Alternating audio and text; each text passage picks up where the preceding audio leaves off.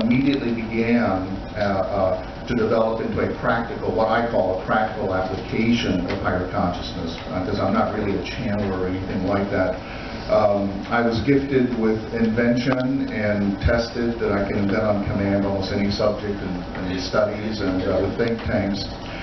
Most of my inventions are why I call it a practical application is that I like to bring information back from our source that can be built, tested, patented, and things like that. So that's been my constant relationship with the light.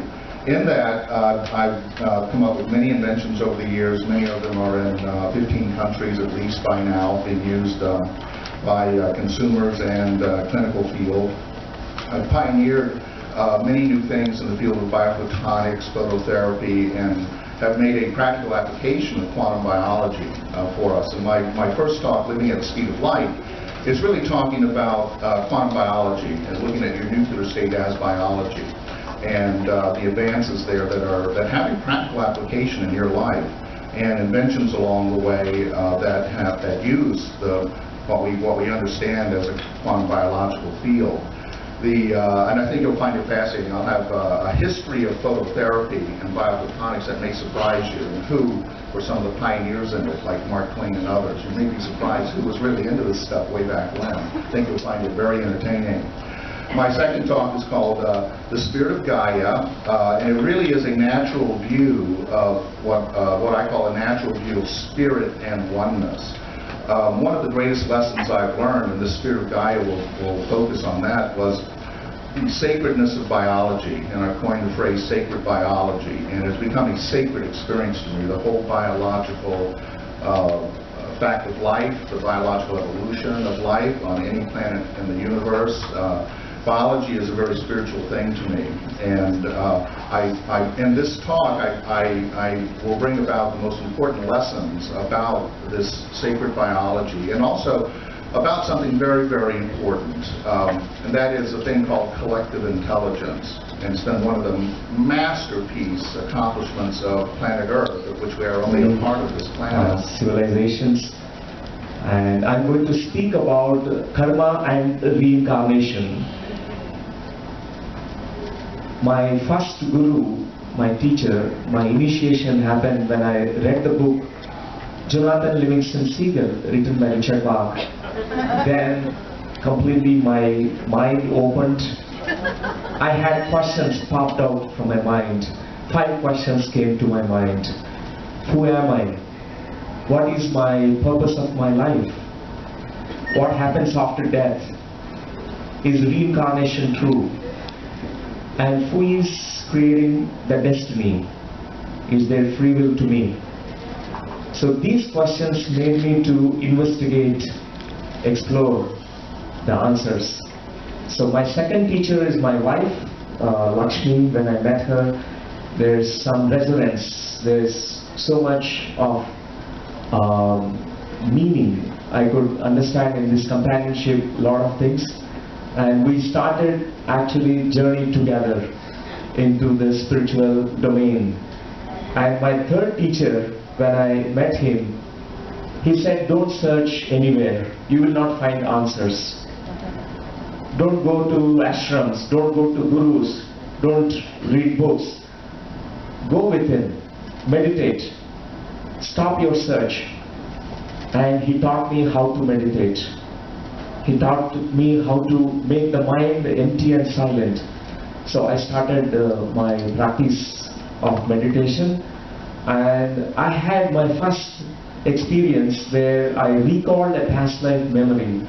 Very ancient times in India, 2000 years back, Takshashila University, one of the greatest universities, spiritual universities. Experience. How it can take us from one level of perhaps fear and anxiety and put us into a completely different brain state where we can face what was previously a dissonant effect on the outside and bring clarity into problems. Music, it turns out, is really our primal language, and we were all endowed in our DNA with the ability to understand and interpret music as a language. Music is something that carries with it the intent of not only the artist, but music is also a co-creative process between those who hear and those who perform. I usually tell people that who are sitting listening that the music would be completely different if you weren't there hearing it. So I want to invite you all to come and really experience what we're talking about, music as a language, and to become more current on some of the fascinating science that music the science is really revealing about music and the human condition. We will be available through the course of the remind us week. to quiet the mind, connect with the heart, and open to the divine. So this is what I will be sharing with you here. I look forward to perhaps dancing with you. I guess I was put down to dance with the spirit on tomorrow night. So those of you who would like to get more embodied, please join me and we will dance the spirit in our body temple. Aloha.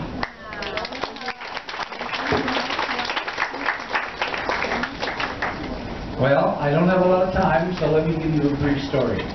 When Robin Falkoff and I were sent to Cal by NBC a couple years ago to measure the torsion frequencies of a Mayan pyramid, we got astonishing, amazing readings. And we had a very interesting Mayan guide in Francisco who was sitting on the top of the pyramid with me, looking at the computer screen, and he was flabbergasted because he said, "You're revealing what my clan and my family and my great-great-grandmothers have been saying goes on in these places for lots and lots of years, as long as our family has survived." So what we're going to be doing at Chichen Itza, which I will describe in great detail in 2 hours with lots and lots of images tomorrow afternoon at 2 o'clock. I have no idea what room it is, even if it's big enough for everybody, but we'll make sure it is. I'm going to be measuring at this Kukulkan pyramid, the El Castillo, the most remarkable etheric energies which are the embodiment, the basic matrix of the entire Mayan calendar. We can demonstrate with 21st century Western science that an awful lot of what has been mythologized over the hundreds and thousands of years is in fact visible. It is experiential. And we are going to ask everyone's help to correlate their personal emotional responses with time hacks in the notebook that was kindly provided by Susan in this little packet. She's got a notebook for everybody. So I want all the participants of our away team on Wednesday morning. Takes us 2 hours to get there by bus, and then we spend the entire day doing these measurements.